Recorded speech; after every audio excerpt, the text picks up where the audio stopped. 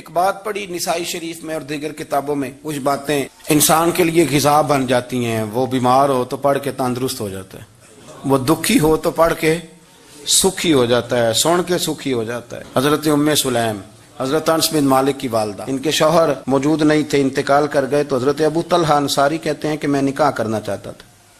حضرت ابو طلحہ بڑے سمجھدار آدمی تھے، زیرک تھے، مالدار تھے، عقل مند دانا بندے تھے. انہوں نے پیغام بھیجا حضرت ام سلیم سے کہ تیرے ساتھ نکاح کرنا ہے. سمجھدار آدمی تھے، عقل مند تھے. حضرت ام سلیم کہنے لگی کہ آپ نے پیغام نکاح بھیجا ہے تو آپ جتنے وزادار اور شریف آدمی، آپ کا پیغام نکاح رد نہیں کیا جا سکتا، پر میری نکاح کی شرطیں بڑی سخت ہیں. ہم نے کہا وہ کیا؟ کہنے لگی میرا حق مہر بڑا مہنگا ہے، اگر آپ میرا حق مہر ادا کریں تو وہ میں آپ سے نکاح کر لیتی ہوں. حضرت ثابت رضی اللہ تعالیٰ عنہ فرمایا کرتے تھے دنیا میں اتنا تگڑا حق مہر میں نے کسی بی بی کا نہیں دیکھا، اور اتنا خوبصورت بھی نہیں دیکھا جتنا حضرت ام سلیم کا حق مہر ہے. حضرت ابو طلحہ کہنے لگے بی بی تو حق مہر بتا، تیرا کیا حق مہر ہے؟ دیکھو ان لوگوں کا ایمان کتنا مضبوط تھا، تعلق کتنا گہرا تھا. ام سلیم کہتی ہے حق مہر دے دو، اور جو لفظ انہوں نے بیان کیے وہ اتنے شاندار ہیں کہ وجد کرنے کو دل کرتا ہے. فرمانے لگی بس حق مہر لوں گی، اس کے بعد کسی چیز کا سوال نہیں کروں گی، ساری زندگی خرچہ نہیں مانگوں گی، روٹی پانی کپڑا جو دو گے پہن لوں گی، پر ایک حق مہر وہ اگر دیتے ہو تو میں نکاح کر لیتی ہوں، اس کے علاوہ سوال کوئی نہیں. حضرت ابو طلحہ کہنے لگے بی بی بتا تو صحیح حق مہر کیا؟ تو رو پڑی.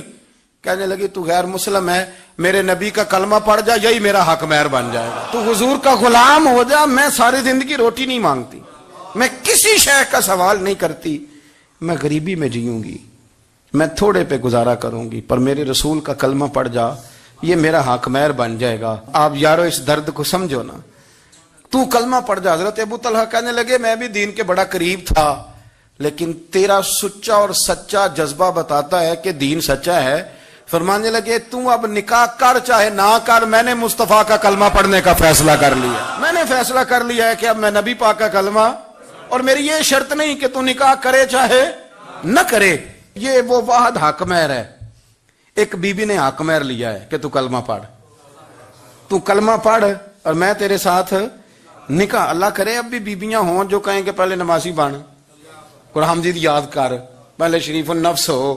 پر یہ تو بیویوں کی شرطیں نہیں. بیویاں تو کہتے ہیں قبضہ دے، تو اپنی کنجیاں دے، باقی کسی چیز کی ضرورت. میرے رسول کریم علیہ السلام کے غلاموں کی دین کے ساتھ جو کمٹمنٹ ہے، دین کے ساتھ ان کا جو گہرا مضبوط ربط ہے، اس ربط کا انداز یہ ہے کہ عورتیں بھی کہتی ہیں کہ آپ کلمہ پڑھ جائیں، ہمارا حق مہر ہو گیا.